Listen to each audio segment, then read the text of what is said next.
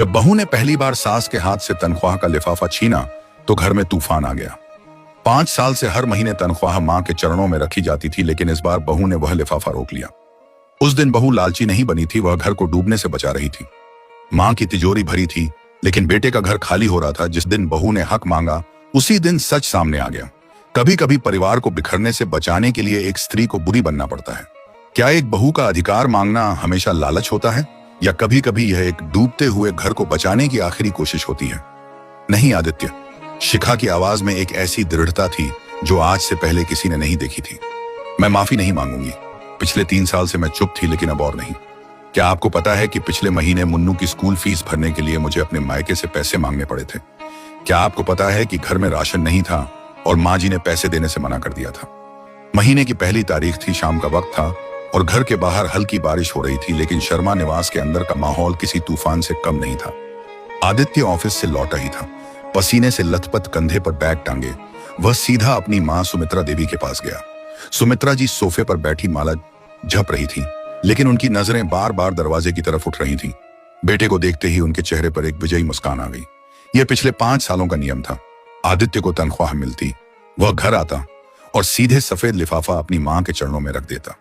सुमित्रा जी उसे आशीर्वाद देती और फिर उस लिफाफे को अपनी अलमारी की उस तिजोरी में रख देती जिसकी चाबी उनके पल्लू में बंधी रहती थी। आज भी आदित्य ने जेब से लिफाफा निकाला। मां, ये लो, इस महीने की तनख्वाह, इसमें बोनस भी है। सुमित्रा जी का हाथ लिफाफे की ओर बढ़ा ही था कि अचानक हवा के झोंके की तरह एक हाथ बीच में आया और लिफाफा झपट लिया। यह हाथ शिखा का था, आदित्य की पत्नी और इस घर की बहू। कमरे में सन्नाटा छा गया। सुमित्रा जी का हाथ हवा में ही रह गया। आदित्य हक्का बक्का होकर अपनी पत्नी को देखने लगा। यह क्या बदतमीजी है शिखा? सुमित्रा जी की आवाज कांपी गुस्से और अपमान से। बेटे की कमाई पर मां का पहला हक होता है।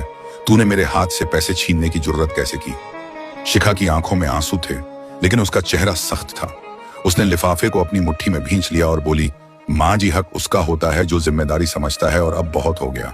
यह पैसा अब उस तिजोरी में नहीं जाएगा जहां से यह कभी वापस नहीं आता। आदित्य चिल्लाया, शिखा, तुम अपनी हद पार कर रही हो। मां से माफी मांगो और पैसे वापस करो।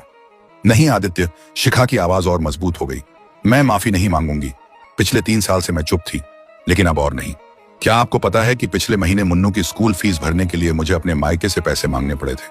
क्या आपको पता है कि घर में राशन नहीं था और माँ जी ने पैसे देने से मना कर दिया था? सुमित्रा जी सोफे से खड़ी हो गई। झूठी कहीं की, मैंने कब मना किया? मैं तो बस यह कहती हूँ कि फालतू खर्चा मत करो। मैं पैसे जोड़ रही हूँ तुम लोगों के भविष्य के लिए ही तो। भविष्य? शिखा कड़वाहट से हंसी। कौन सा भविष्य माँ जी? वो भविष्य जो आपके छोटे बेटे यानी मेरे देवर रोहन के जुए और शराब में उड़ रहा है। यह सुनते ही सुमित्रा जी का चेहरा पीला पड़ गया। आदित्य को जैसे सांप सूंघ गया हो। क्या बकवास कर रही हो तुम? बकवास नहीं, सच कह रही हूँ आदित्य। शिखा ने अपनी अलमारी से एक डायरी निकाली और टेबल पर रख दी।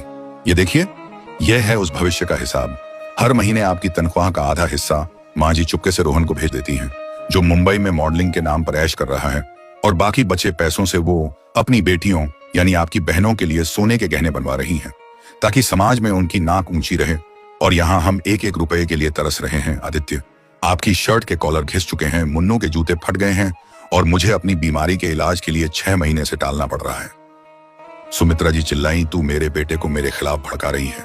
रोहन मेरा बेटा है, अगर उसे जरूरत है तो मैं क्यों ना दूं, और बेटियों को देना क्या गुनाह है? देना गुनाह नहीं है माँ जी, शिखा से सकते हुए बोली, लेकिन घर की नींव खोदकर दूसरों के महल बनाना गुनाह है। आदित्य दिन रात मेहनत करके अपनी हड्डियां गलाते हैं, इसलिए नहीं कि रोहन क्लबों में पार्टियां करे। वो इसलिए कमाते हैं ताकि उनका परिवार, उनका बच्चा सुरक्षित महसूस करे। लेकिन आपने इस घर को खोखला कर दिया है। आदित्य अभी भी विश्वास नहीं कर पा रहा था। वह मां की तरफ मुड़ा। मां, क्या शिखा सच कह रही है क्या? पिछले महीने जब मुझे कार की सर्विसिंग के लिए 5,000 चाहिए थे और आपने कहा था कि पैसे नहीं हैं, तब आपने रोहन को 10,000 भेजे थे। सुमित्रा जी चुप रही। उनकी चुप्पी ने सब बयां कर दिया। शिखा ने एक गहरी सांस ली और कहा, आदित्य, आज मैं यह पैसे अपने ऐश और आराम के लिए नहीं रख रही। मैं इसे इसलिए रख रही हूं क्योंकि अब इस घर का प्रबंधन मैं संभालूंगी। माँ जी, आप बुजुर्ग हैं, आपका सम्मान सिर आंखों पर। आपको खाने पीने, दवा दारू या किसी भी चीज की कमी नहीं होगी, लेकिन अब इस घर की कमाई पहले इस घर पर लगेगी। सुमित्रा जी रोने लगी। हाय राम, कलयुगी बहू आ गई। जीते जी मुझे पराया कर दिया। आदित्य, तू खड़ा खड़ा देख रहा है, यह औरत मेरी बेइज्जती कर रही है और तू चुप है। आदित्य असमंजस में खड़ा था।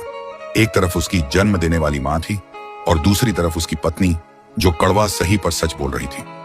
उसने डायरी उठाई, पन्ने पलटे, हर तारीख, हर रकम जैसे उसके विश्वास पर चोट कर रही थी। उससे याद आया कितनी बार उसने अपनी जरूरतें टाली थीं, कितनी बार शिखा ने मुस्कुराकर कमी छुपाई थी, कितनी बार मुन्नू ने नई चीज मांगकर भी चुप्पी ओढ़ ली थी। उसने धीरे से लिफाफा शिखा के हाथ में रहने दिया और माँ के पास जाकर बैठ गया। माँ, आपने हमें कभी कमी महसूस नहीं होने दी। बचपन में हर खुशी थी, लेकिन आज आप हमसे सच छुपाकर हमारे ही घर को कमजोर कर रही थी। रोहन हमारा भी है, बहनें हमारी भी हैं, लेकिन जिम्मेदारी की भी एक सीमा होती है। कमरे में फिर सन्नाटा छा गया। बाहर बारिश थम चुकी थी। आज इस घर में किसी की जीत नहीं हुई थी। आज बस सच सामने आया था, और कभी कभी सच ही वह नींव होता है जिस पर बिखरता हुआ घर फिर से खड़ा किया जा सकता है। सुमित्रा जी की सिसकियां धीरे धीरे थम गईं। आदित्य ने पहली बार अपनी मां का हाथ थामा, लेकिन इस बार बेटे की तरह नहीं, घर के जिम्मेदार सदस्य की तरह। उन्होंने धीमे स्वर में कहा, मां, रोहन को संभालना गलत नहीं है, लेकिन उसे सहारा देना और उसकी आदतों को बढ़ावा देना अलग बात है। अगर हम ही उसे बिना शर्त पैसे देते रहेंगे तो वह कभी खड़ा होना नहीं सीखेगा। सुमित्रा जी की आंखों से पछतावे के आंसू बह निकले। उन्हें पहली बार एहसास हुआ कि उनका लाड किसी का भविष्य बना नहीं रहा था, बिगाड़ रहा था। शिखा चुपचाप खड़ी थी, उसके भीतर का तूफान अब थक चुका था। आदित्य ने डायरी बंद की और साफ शब्दों में कहा, आज से हर खर्च का हिसाब खुले में होगा।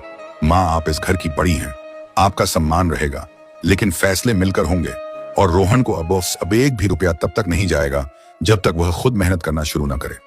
यह सुनकर सुमित्रा जी ने विरोध नहीं किया, बस सिर झुका लिया। अगले दिन आदित्य ने रोहन को फोन किया। पहली बार सख्ती से बात की। उसे साफ कहा कि अब मदद तभी मिलेगी जब वह काम करेगा और अपनी आदतें छोड़ेगा।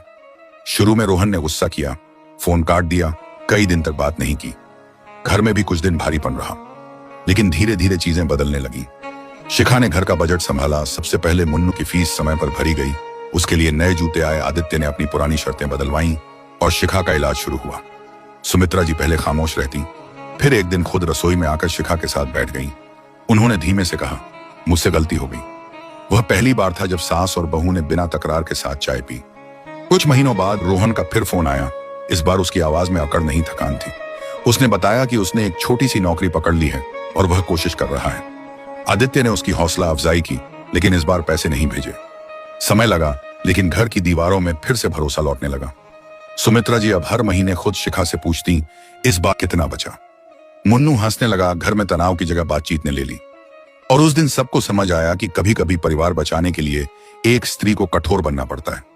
वह लालची नहीं थी, वह बस उस घर की डूबती नाव को किनारे लगाना चाहती थी। साल भर बाद वही तारीख फिर आई। शाम का वही वक्त था। बाहर हल्की बारिश हो रही थी, लेकिन इस बार घर के भीतर सन्नाटा नहीं, सुकून था। आदित्य ऑफिस से लौटा, उसके हाथ में फिर एक लिफाफा था। वह सीधे मां के पास नहीं गया। वह ड्राइंग रूम में आया, जहां डाइनिंग टेबल पर पहले से एक छोटी सी कॉपी खुली रखी थी। शिखा रसोई से निकली, सुमित्रा जी भी अपने कमरे से बाहर आई और मुन्नू दौड़ता हुआ पापा से लिपट गया। आदित्य मुस्कुराया, उसने लिफाफा टेबल पर रखा और बोला, चलिए इस महीने का हिसाब साथ में करते हैं। इस बार सुमित्रा जी ने खुद लिफाफा उठाकर शिखा की तरफ बढ़ा दिया। उनकी आंखों में न शिकायत थी, न अधिकार का भाव, बस अपनापन था। उन्होंने धीमे से कहा, अब घर की लक्ष्मी के हाथ में ही घर की चाबी अच्छी लगती है। शिखा की आंखें भर आईं, लेकिन इस बार उन आंसुओं में कड़वाहट नहीं थी। मुन्नू अपनी नई किताबें दिखाने लगा। कोने में रखी अलमारी थी, अब भी वही थी, लेकिन उसकी तिजोरी खाली नहीं, भरोसे से भरी थी। बाहर बारिश रुक चुकी थी, आसमान साफ था, और इस घर में भी अब कोई तूफान नहीं था। सिर्फ सुकून था, सिर्फ भरोसा था, सिर्फ साथ था। आदित्य ने कॉपी में पहली एंट्री लिखी और पेन शिखा की ओर बढ़ा दिया। सुमित्रा जी ने मुन्नू को अपनी गोद में बिठा लिया और उसके बालों में उंगलियां फेरने लगी। इस बार उनके चेहरे पर अधिकार नहीं, अपनापन था। शिखा ने नजर उठाकर मां को देखा। दोनों की आंखों में बीते दिनों की कड़वाहट की जगह समझ थी। आदित्य ने दोनों को एक साथ देखा और शायद पहली बार उसे लगा कि वह सच में घर आया है। अलमारी की तिजोरी बंद थी, लेकिन दिलों के दरवाजे खुले थे। कभी कभी एक स्त्री का कठोर होना परिवार को तोड़ता नहीं, उसे बिखरने से बचा लेता है। और उस दिन शर्मा निवास में किसी ने यह शब्द नहीं कहे, लेकिन सबने महसूस किया, घर अब सच में घर बन चुका था। अगर आप आदित्य की जगह होते तो मां का साथ देते या पत्नी का कमेंट में जरूर बताइए। हर उस मां और बहू तक यह कहानी पहुंचनी चाहिए जो चुपचाप सब सह रही हैं। शेयर जरूर करें। अगर आपको लगता है सच कड़वा होता है तो यह पोस्ट जरूर शेयर करें। जिस घर में पैसे को लेकर तनाव है, वहां यह कहानी जरूर पहुंचनी चाहिए। हर बेटे को यह पढ़ना चाहिए। शेयर करके किसी आदित्य तक जरूर पहुंचाएं।